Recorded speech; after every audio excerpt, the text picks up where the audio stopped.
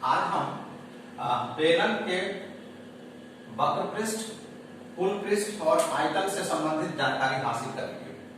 तो बेलन की जानकारी हासिल करने से पहले कुछ बेसिक चीजें हैं, उनका ज्ञान हमें होना आवश्यक है। पहला है आयत। आयत तो आप जानते हैं, जैसे मैं एक कागज का टुकड़ा दिखा रहा हूं, आप कहेंगे ये कागज का टुकड़ा है, लेकिन ये इसकी रचना कैसी है? ये एक आयताकार रचना है और इस आयताकार रचना में लंबाई है और चौड़ाई है। तो इस लंबाई और चौड़ाई का गुणनफल जो होता है इस आयताकार रचना का क्षेत्रफल होता है। इसकी जानकारी आपको रहनी चाहिए। दूसरी जानकारी ये है कि ये वृत्त है और वृत्त में एक केंद्र होता है और केंद्र से परिधि तक जाने वाली रेखाखंड त्रिज्या कहलाती है और उस रेखाखंड को दोनों ओर बढ़ाने पर एक व्यास बन जाता है। तो त्रिज्या का ज्ञान आपको होना आवश्यक है और साथ ही वृत्त का क्षेत्रफल कितना होता है? पाई आर स्क्वायर। ये आपको जानकारी होना जरूरी है।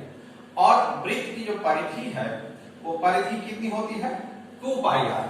वृत्त की परिधि, ये परिधि है 2 पाई आर। ये जानकारी होना आपको आवश्यक है, तभी आप बेलन के बारे में समझ सकते हैं। तो चलिए इस आयताकार और वृत्ताकार रचना से बेलन का निर्माण करते हैं। तो बेलन का निर्माण कैसे करेंगे? अगर हम इस लंबाई को घुमा देते हैं तो ये जो रचना बनती है ये बेलनाकार रचना बनती है। तो जब ये रचना बनाए तो हम एक रचना बना करके रखे हैं, आप देख सकते हैं। उस कागज के टुकड़े को मैंने घुमा दिया और एक बेलनाकार रचना का निर्माण कर दिया है। अब आप देखिए ये जो बेलनाकार रचना बनी है उस आयत से, तो इसका क्षेत्रफल और इसका क्षेत्रफल तो बराबर होना चाहिए। तो इस स्थिति में क्या हुआ कि ये जो लंबाई थी, अब लंबाई किसमें परिवर्तित हो गई? परिधि में। ये वृत्ताकार परिधि में परिवर्तित हो गई और जो चौड़ाई थी वो ऊंचाई में परिवर्तित हो गई है।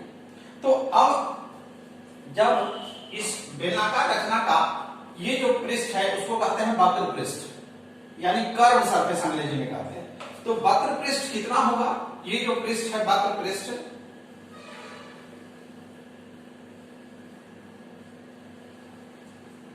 कितना के बराबर होगा? इसी आयताकार रचना से वक्र पृष्ठ बना है, तो इस आयताकार रचना का जो क्षेत्रफल था वही क्षेत्रफल इसके वक्र पृष्ठ में परिवर्तित हो गया। तो लंबाई परिवर्तित किसमें हो गई? परिधि में। और परिधि कितना के बराबर होता है? 2 पाई आर के बराबर होता है। और इसकी जो चौड़ाई थी, ये जो चौड़ाई थी वो चौड़ाई किसमें परिवर्तित हो गई? ऊंचाई में परिवर्तित हो गई, यानी उस चौड़ाई को ऊंचाई में कन्वर्ट कर दिए, यानी वक्र पृष्ठ कितना हो गया? 2 पाई आर एच। यानी बेलन का जो वक्र पृष्ठ हुआ वो किसके बराबर है? 2 पाई आर एच के बराबर हो गया।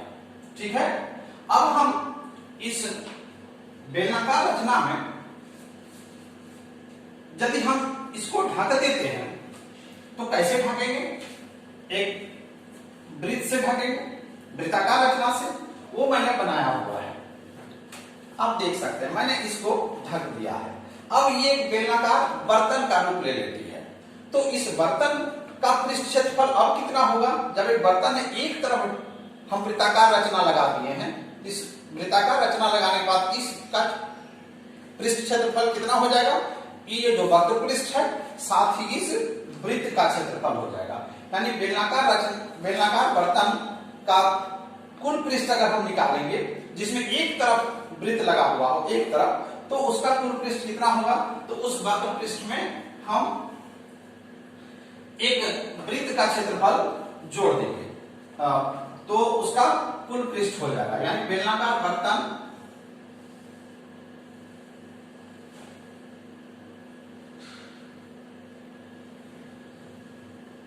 अब इसका कुल पृष्ठ कितना हो जाएगा?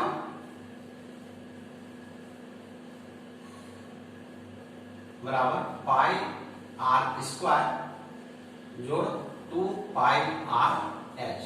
ध्यान रहे यहां हम एक ही तरफ वृत्त लगाए हैं, ऊपर खुला हुआ है, लेकिन यदि हम इसके दोनों छोर के वृत्ताकार रचना से ढक देते हैं तो ये सॉलिड सिलेंडर बन जाता है।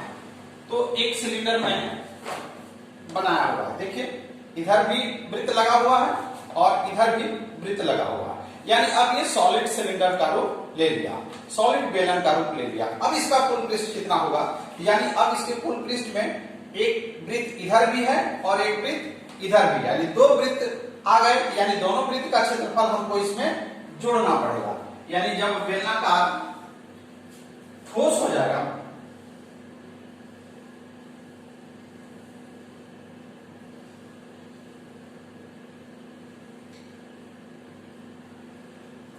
तब इसका कुल पृष्ठ कितना हो जाएगा,